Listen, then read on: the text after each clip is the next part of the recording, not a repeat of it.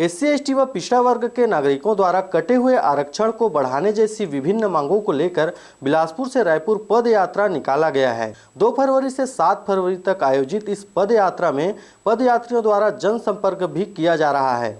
वह 7 फरवरी तक बिलासपुर से रायपुर पैदल चल उनके द्वारा मुख्यमंत्री के पास अपनी मांगों को लेकर ज्ञापन सौंपा जाएगा। इसी के साथ ही आरक्षक की मांग पर निकले पदाधिकारियों का कारवां सरगांव पहुंचा, जहां उनके द्वारा जनसंपर्क कर स्थानीय लोगों से इस हेतु चर्चा की गई।